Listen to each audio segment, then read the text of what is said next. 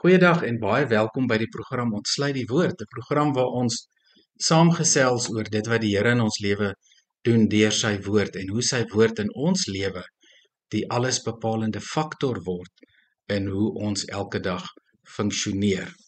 Ons gaan vandag gesels oor die rol en die funksie van fondasies in ons lewe. En die eerste funksie van fondasies in ons lewe is dat dit vir ons rigting en koers en stabiliteit gee. As ons nou praat van geestelike fondasies. Sonder geestelike fondasies sal ons nooit rigting in ons lewe kry nie. Ons sal ook nooit op die punt kom waar ons bewus raak van hoe sterk ons innerlike mens is, of hoe die skoonheid van ons innerlike mens werk wanneer ons in 'n verhouding met God is nie. Die Filippeion is 'n ronde tempelagtige gebou wat Filip die tweede van Macedonië gebou het na sy oorwinning oor die Grieke in 338 voor Christus. In 384 voor Christus is die Filippeion in Griekeland voltooi. Vandag as jy daardie plek besoek, kan jy die fondasies baie duidelik sien. Selfs een of twee laagies wat bo die fondasies nog gebou is. In ons terme bestaan hierdie gebou vir langer as 2400 jaar. En dit wys vir ons hoe belangrik fondasies is. Nie net vir 'n gebou nie, maar ook in ons eie lewe, want 'n fondasie bepaal die struktuur, die fondasie bepaal die stabiliteit. Die fondasie bepaal hoe die gebou in 'n aardbewing staande gaan bly. Die fondasie bepaal hoe lank 'n gebou gebruik kan word. En wanneer 'n fondasie sak van 'n gebou, dan is daar krake in die mure. En wanneer daar 'n aardbewing of vloede is, gaan mens altyd kyk na die impakskade wat dit op die fondasies het. En daarom weet ons vandag dat die bou spesialiste, die mense wat geboue oprig, die ingenieurs, in die eerste plek baie mooi gaan kyk na die fondasies en ook die gebied, nommer 2 waar die fondasie gelê word, nommer 3 waarvan die fondasie gemaak is, en dan die tipe krake in 'n fondasie, wanneer krake en skade ondersoek word. Al hierdie faktore is ook waar in ons geestelike lewe. Kom ons dink vandag, sê nou, ons kyk na ons lewe terug en ons kyk na die tye wat ons sake ervaar het wat ons fondasies geskit het, of stormskade wat ons opgedoen het. Die eerste wat in my gedagtes opkom is Johannes 14 vers 6, waar Jesus sê, ek is die weg en die waarheid en die lewe. Die Vader kan jy nie kom, behalwe deur my nie, sê Jesus in Johannes 14 vers 6. As ons gaan kyk na ons stormskade, as jy nou op hierdie oomblik dink aan jou eie lewe, miskien ervaar jy op hierdie stadium in jou lewe stormskade, miskien kan jy terugdink in jou lewe na 'n paar situasies wat vir jou regtig baie intens en erg was. Wat ons vandag wel weet, is dat ons in ons volle wese, al die fasette waaruit ons as mens bestaan, verseker kan weet, dat die fondasie in Christus nooit geskit kan word nie. Christus kan deur geen omstandighede omvergewerp word nie. En daarom wanneer ons vandag oor ons geestelike fondasies praat, is dit baie belangrik dat ons moet onthou dat God, die Vader, Seun en Heilige Gees in ons lewe werksaam is, dat ons dit in die woord leer, en dat ons vandag 'n belangrike ding besef, en dit is dat ons geestelike onderskeiding nodig het in ons geestelike lewe, en alles begin wanneer ons gedagtes begin herstruktureer, alles begin wanneer ons weer besef hoe sterk die hoeksteen is, hoe sterk Christus in ons lewe is. Dit help ons om ons gedagtes te herstruktureer. Dit help ons om vandag te sê, maar kom ons kyk hoe ons gedagtes ingerig is.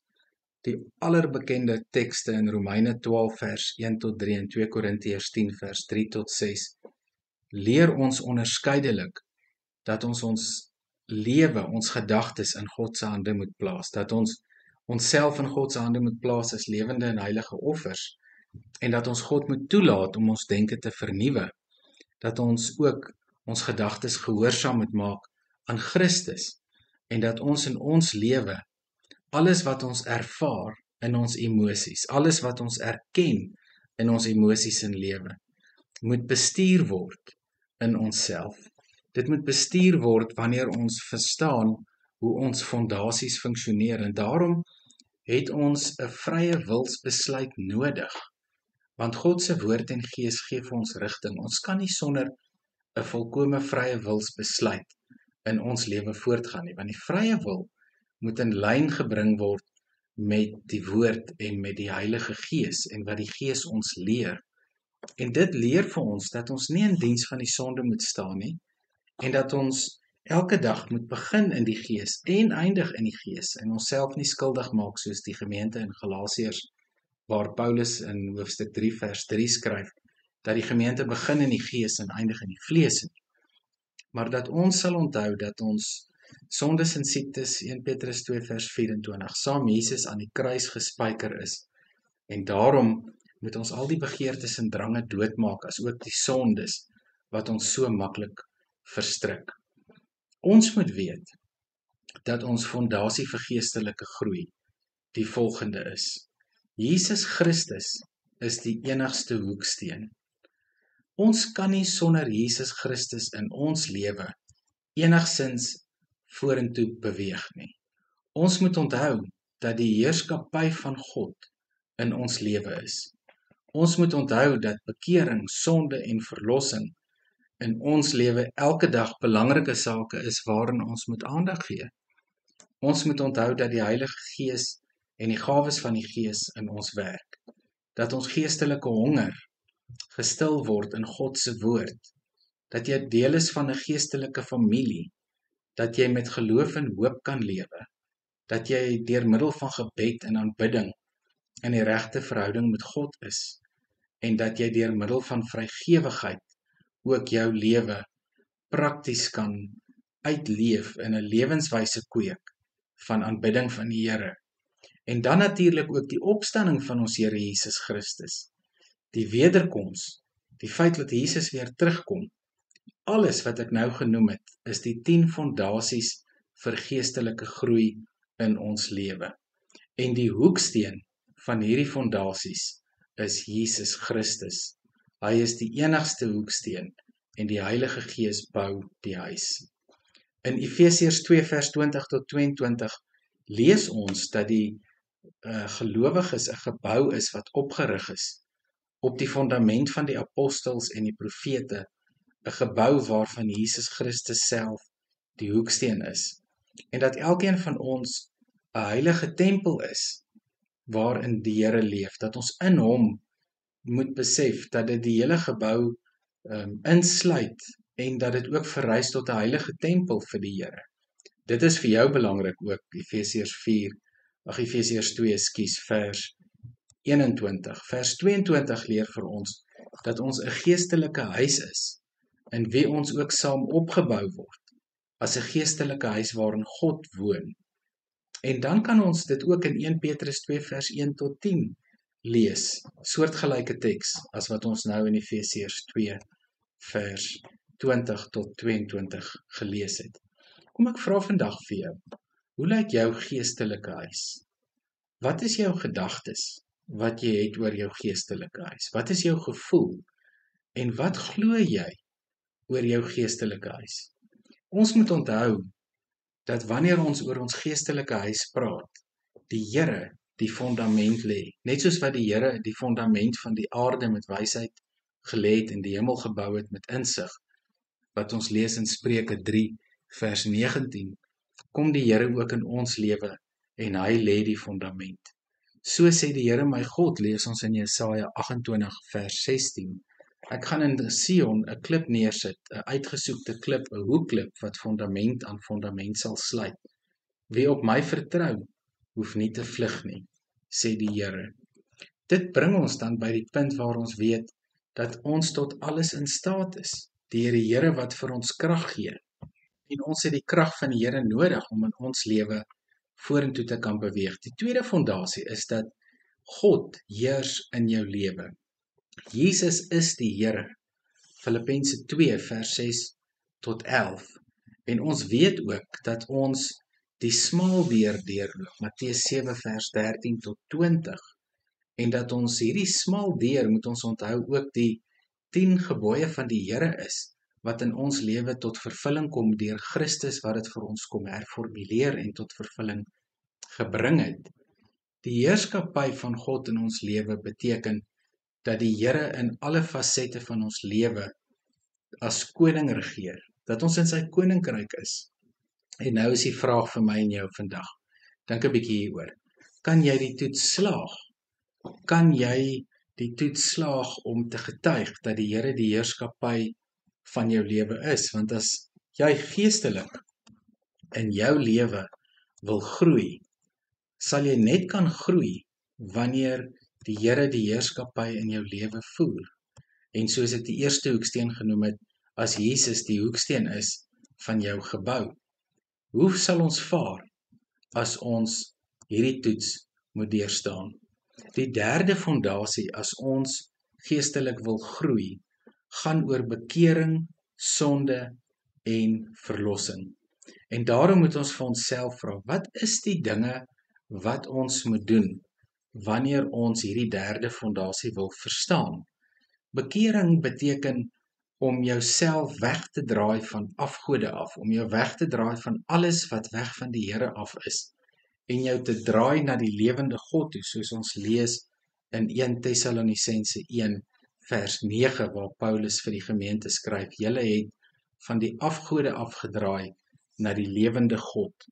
En daarom moet ons in ons lewe gaan kyk na bekering. Ons moet gaan kyk na ons sonde. Ons moet gaan kyk na ons verlossing van sonde. Ons kan nie die tema van sonde in ons lewe afskryf en dink dat die tema van sonde nie op ons van toepassing is nie. Ons moet onthou en besef dat elkeen van ons sonde doen. Ons lees dit tog in Romeine 6, dat elkeen van ons sonde het. Paulus beskryf ook in Romeine 3 vers 20 hoe belangrik dit is dat ons uit genade gered word deur geloof. En ons weet dat ons geloof hier 'n baie belangrike rol speel. So as ons geestelik wil groei, moet ons die derde fondasie ook baie mooi verstaan en besef dat ons elke dag in ons lewe moet onthou, as ons wegdraai van die sonde af, dan draai ons na God toe. Dit is ook iets wat ons lees in Hebreërs 6 vers 1 tot 2 en 2 Timoteus 2 vers 19. Maar ons weet ook baie duidelik wat die gevolge van sonde is. Wat gaan gebeur as ons nie draai volkome na God in alle fasette van ons lewe nie, en die prys wat ons dan sal betaal. Dit staan tog vir ons soos 'n paal bo water, wat die uitkomste gaan wees. En daarom weet ons dat ons gered is uit geloof. Ons weet dat die opstanding van ons Here Jesus Christus tog vir ons in ons lewe die deurslaggewende faktor is. Want deur die opstanding van Jesus, deur die kruisdood, deur die bloed wat gevloei het daar nie net 'n vergifnis van sonde gekom nie, maar ook is die krag van die sonde op ons lewe gebreek. Daarom, ek en jy moet besef dat ons sonde het. Ons moet erken dat Jesus die enigste redder en Here is. En daarom moet ons reageer soos die eerste disippels, deur weg te draai van sonde en ons geloof volkome te plaas in Jesus Christus as verlosser. Kom ons dink 'n bietjie, waarvan raak ons bewus? Wat maak die Gees ons van bewus om te bely? Watter sondes is in ons lewe? Ons moet nou nie gaan soos mense en sondes gaan uitsoek en gaan probeer kry om te bely nie. Die Heilige Gees sal ons tog oortuig daarvan.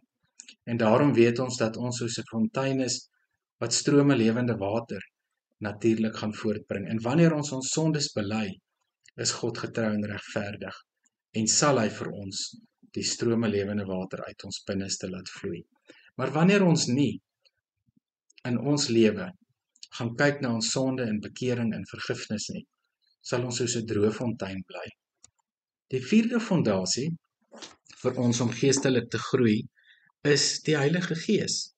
Die fondasies word nou nie gesê in 'n volgorde van belang nie. Die Heilige Gees is natuurlik een van die heel belangrikstes van ons geestelike groei in ons lewe. Ons is afhanklik van die Heilige Gees om ons te laat groei. Jesus leer vir ons in Johannes 14 vers 16 en 17 dat hy die spesiale helper vir ons sal stuur. En ons het in vorige programme die gesprek oor die Heilige Gees in 2 sessies baie duidelik uiteengesit. So hoe beleef jy jou verhouding met die Heilige Gees prakties? As jy vandag in jou lewe moet dink aan jou verhouding met die Heilige Gees en jy moet dit dalk aan iemand verduidelik, op watter manier sal jy dit doen? Deel van daardie gesprek kan definitief fokus op die vrug van die Gees, waarvan ons lees in Galasiërs hoofstuk 5, wat natuurlik alles oorkoepelend die liefde is. So wanneer ons praat oor ons ervaring met die Heilige Gees, begin ons nie by die gawes nie, begin ons nie by die bonatuurlike nie, maar ons begin by die praktiese. En wanneer ons by die praktiese begin, begin ons by liefde. Want liefde is natuurlik die sterkste eienskap wat aandui of die Heilige Gees in ons werksaam is of nie.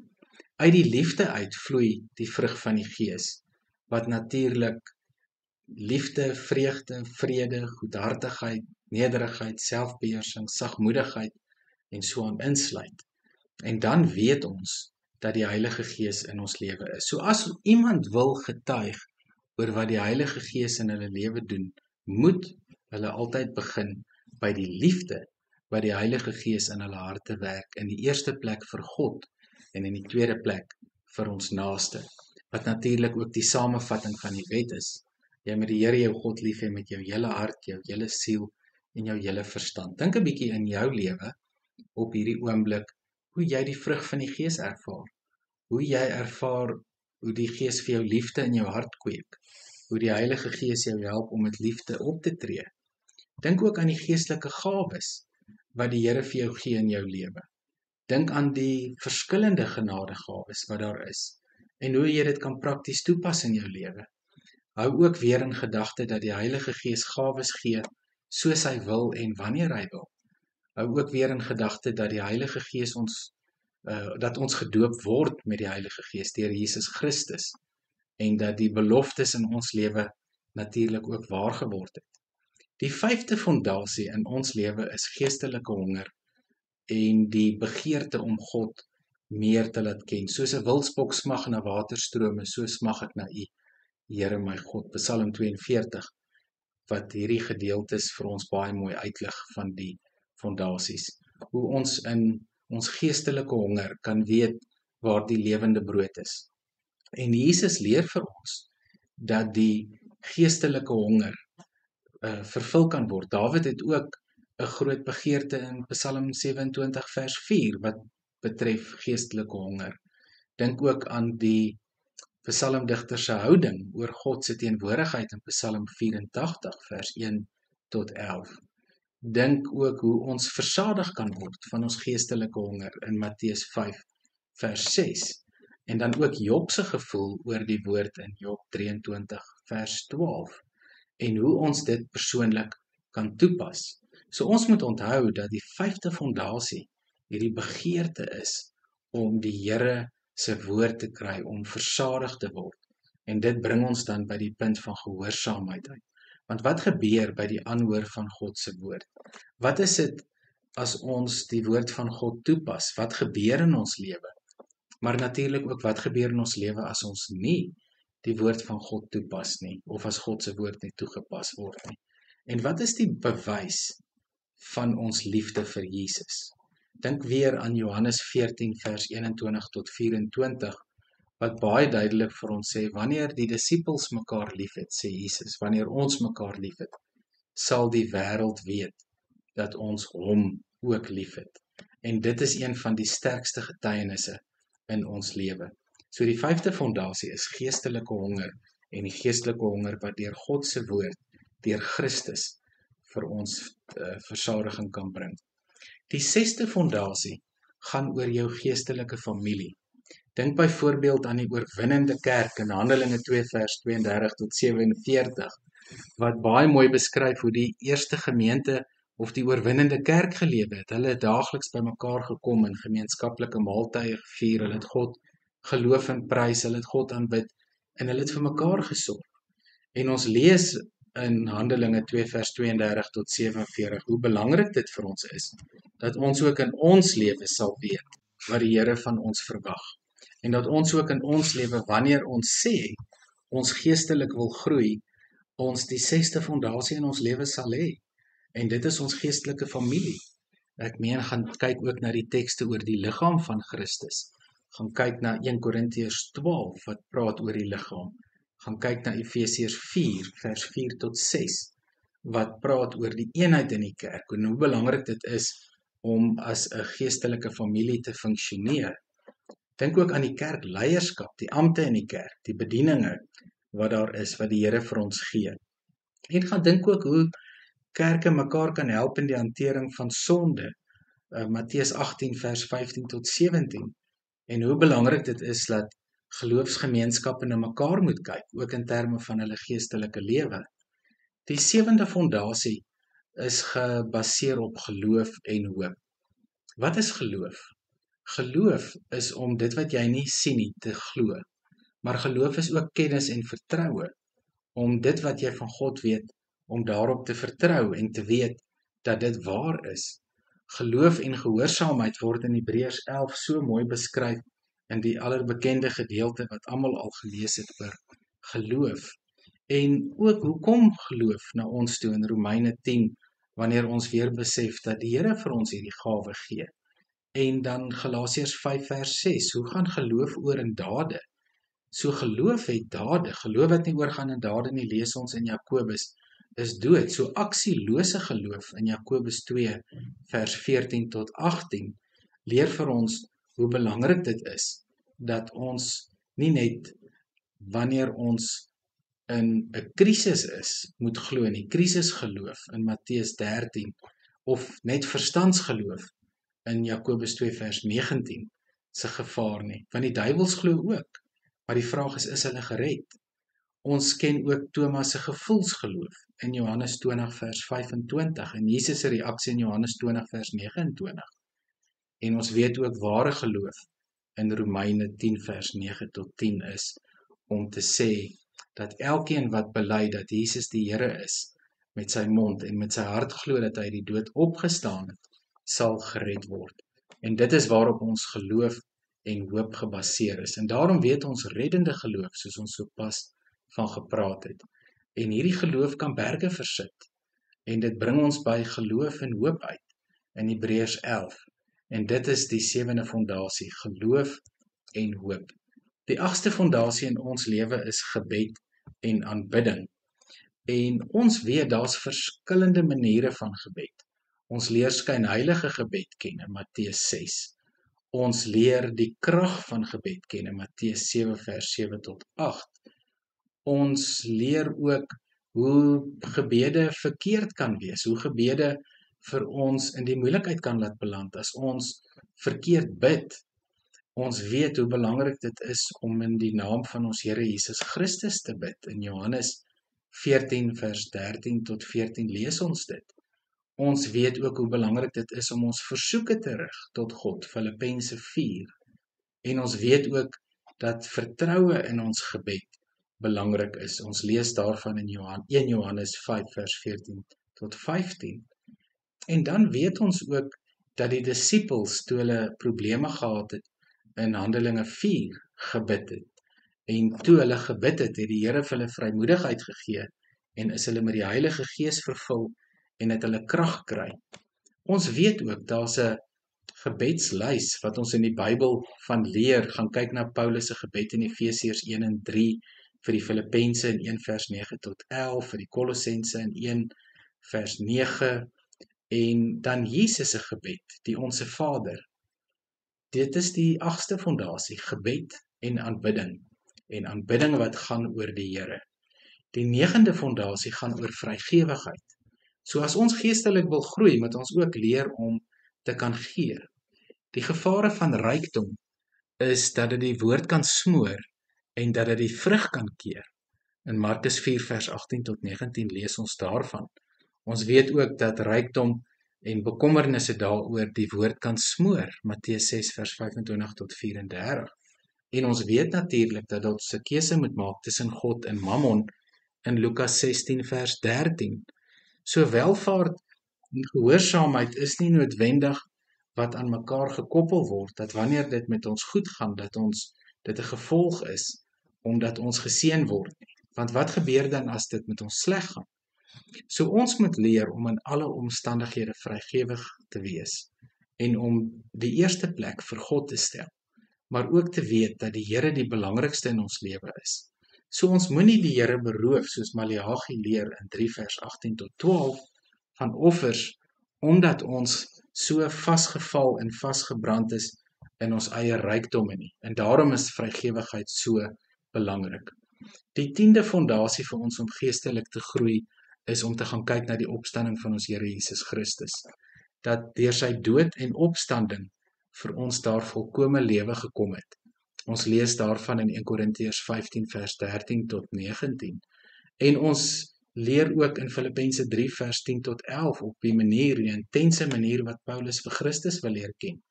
En dat 'n mens in Filippense 1 vers 21 leer dat ons vreesloos na die dood kan kyk en kan dink oor die dood. Die opstanding van ons Here Jesus Christus gee vir ons lewe. Jesus het die bose magte kom oorwin. Ons lees dat ons kan saamstem met God, dat ons kan sien dat ons in die koninkryk van die hemele is en dat ons kan deel kry aan die koninkryk van God. Ons weet ook dat wanneer mense nie in die opstanding glo nie, daar ook geweldige gevolge is daarvoor. En ons weet ook natuurlik dat ons voor God kan gaan staan omdat ons vrygemaak is deur ons Here Jesus Christus. Ons het vandag in die program gekyk na 10 geestelike fondasies. Ek wil dit vinnig weer vir jou noem voor ek vir ons afsluit. Jesus Christus is in die eerste plek ons enigste hoeksteen. In die tweede plek moet ons weet dat die heerskappy van God in ons lewe die deurslaggewende faktor is. Ons moet in die derde plek onthou vir geestelike groei, dat bekering, sonde en verlossing vir ons 'n absolute is. In die vierde plek moet ons weet dat die Heilige Gees ons help om geestelik te groei en dat die gawes van die Gees ons help om ook in ander lewens geestelike groei kan bewerk. Ons moet in die vyfde plek onthou dat wanneer ons geestelik wil groei, ons geestelike honger slegs deur God versadig kan. In die sesde plek weet ons het 'n geestelike familie nodig om geestelik te groei. In die sewende plek moet ons weet dat ons geloof en hoop nodig het. In die agste plek moet ons weet dat gebed en aanbidding die sleutel is vir geestelike groei. En in die negende plek moet ons weet dat vrygewigheid vir ons ook wys of ons geestelik gegroei het. En natuurlik dan in die 10de plek die opstanding van die Here Jesus Christus, wat vir ons die deurslaggewende faktor van oorwinning in ons lewe is. My gebed is dat die Here vir jou hierdeur aangeraak het, sodat jy ook in jou geloofslewe verder kan groei, en dat die genade van die Here by jou sal wees elke dag, die teenwoordigheid van die Heilige Gees, en dat jy deur die liefde van God omvou word. Jy moet 'n wonderlike dag verder hê.